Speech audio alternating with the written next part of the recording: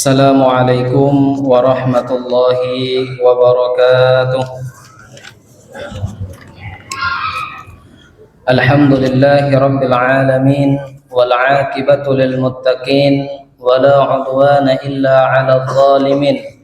Allahumma salli wa sallim ala sayyidina Muhammadin wa ala ahli baitihi at-tayyibin at-tahirin, amma ba'du.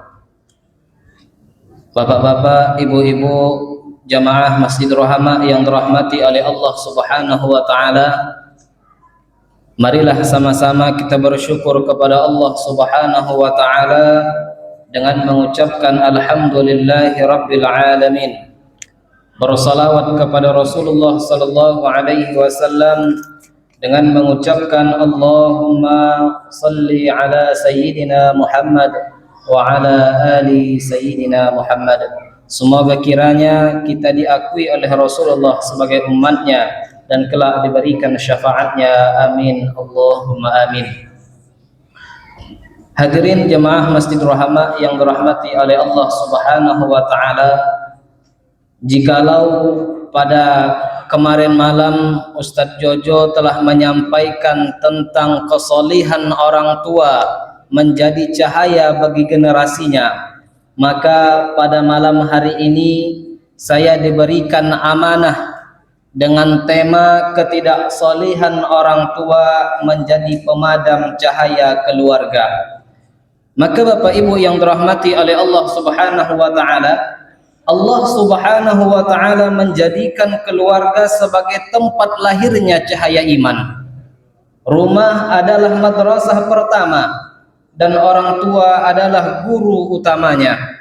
Namun ketika orang tua jauh dari ketaatan kepada Allah, maka cahaya itu bisa meredup dan bahkan bisa padam.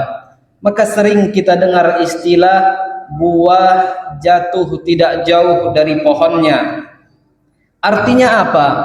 Kalau soleh ayahnya, solihah emaknya, maka anak-anaknya akan menjadi anak-anak yang solih dan solihah. Dan sebaliknya, kalau emak dan ayahnya enggak solih, jauh dari Allah, jauh dari orang-orang solih, jauh dari Al-Quran, maka kemungkinan besar anak-anaknya akan sama sepertinya, jauh dari Allah, jauh dari orang-orang solih, dan jauh dari Al-Quran. Maka Bapak Ibu yang dimuliakan oleh Allah Subhanahu wa taala, ada sebuah kisah yang penuh hikmah diceritakan di dalam kitab Akhlaqul Banin, bahwa ada seorang anak yang bernama Ahmad. Pada suatu ketika Ahmad ini sedang berjalan di sebuah taman bersama ayahnya. Keliling-keliling taman, kemudian Ahmad terhenti melihat bunga mawar yang begitu indah. Kemudian diperhatikan sama Ahmad bunga mawar tadi, bunganya indah, harum aromanya, sehingga ketika melihatnya Ahmad terpana. Maka setelah dilihatnya ternyata bunga mawar tadi ada cacatnya, yaitu batangnya bengkok.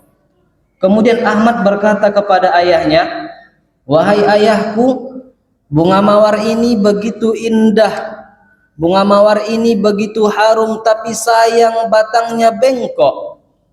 Kemudian apa kata ayahnya? "Tahu engkau nak kenapa bunga mawar ini bengkok?" Kata anaknya, "Tidak tahu ayah." Kemudian kata ayahnya, "Li'annal bustaniya, karena tukang kebunnya, lam ya'tani bitaqwimiha min sigariha, tidak pernah mendidik dan melurusnya sejak dari kecilnya." Artinya apa? Jika kita ingin anak-anak kita menjadi anak-anak yang salih dan salihah, maka mulailah dari kecilnya, terutama mulailah dari diri kita. Ibda binafsik, mulailah dengan hati kita, mulailah dengan diri kita. Bapak Ibu yang dirahmati oleh Allah Subhanahu wa taala, jika kita melihat di dalam Al-Quran, ada doanya Nabi Nuh alaihi salam di dalam surah Nuh ayat 26 sampai 27. Kata Allah Subhanahu wa taala, "Wa qala Nuhun Rabbi la tadhar 'alal ardi minal kafirin dayyara." Ya Rabb, janganlah engkau biarkan seorang pun di antara orang-orang kafir itu tinggal di atas bumi. Innaka intadharhum, jika engkau membiarkan mereka, yudillu ibadak wala yalidu illa fajiran kaffara. Jika engkau biarkan mereka, maka sungguh mereka akan menyesatkan hamba-hambamu dan akan melahirkan anak-anak yang durhaka lagi kafir. Maka Imam Ibnu Katsir dalam tafsirnya mentafsirkan wala yalidu illa fajiran kaffara dengan kalimat fajiran fil a'mal kafiral qalbi, artinya anak-anak yang terlahir mereka tumbuh dalam durhaka dalam perbuatannya dan kafir dalam hatinya. Durhaka dalam perbuatannya, durhaka kepada Allah Subhanahu wa taala, durhaka kepada ibunda dan ayahnya, dan kafir dalam hatinya. Maka Bapak Ibu yang dirahmati oleh Allah Subhanahu wa taala, bahwa kerusakan orang tua bukan hanya merusak diri mereka saja, tetapi juga merusak generasi-generasinya. Anak-anak tumbuh dalam lingkungan kufur dan maksiat kepada Allah Subhanahu wa taala. Ini menunjukkan betapa besar pengaruh orang tua terhadap anak-anaknya, terutama di dalam ibadah dan ketaatannya kepada Allah Subhanahu wa taala.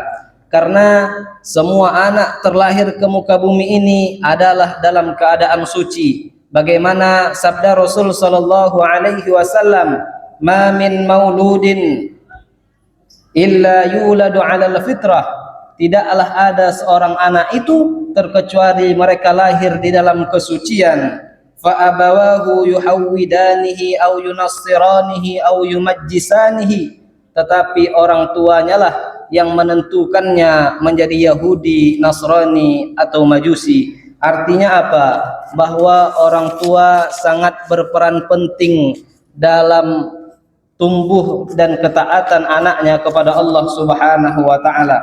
Maka rumah menjadi terang lampunya, tetapi gelap hatinya jikalau orang-orang tuanya tidak mendidiknya dengan baik dari kecilnya. Maka Bapak Ibu yang dirahmati oleh Allah Subhanahu wa taala, mudah-mudahan kita diberikan oleh Allah Subhanahu wa taala hidayah dan kekuatan sehingga kita mampu menjadi orang-orang tua yang mendidik anak-anak kita, sehingga kita tergolong orang-orang yang berhasil di dunia, terutama lagi di akhirat. Bagaimana yang Allah perintahkan kepada kita, ya ayyuhalladzina amanu, wahai orang-orang yang beriman, ku anfusakum wa ahlikum nara, jagalah diri kalian dan keluarga kalian dari api neraka. Mudah-mudahan yang sedikit ini bermanfaat bagi kita semua, terutama bagi diri al-fakir. Assalamualaikum warahmatullahi wabarakatuh.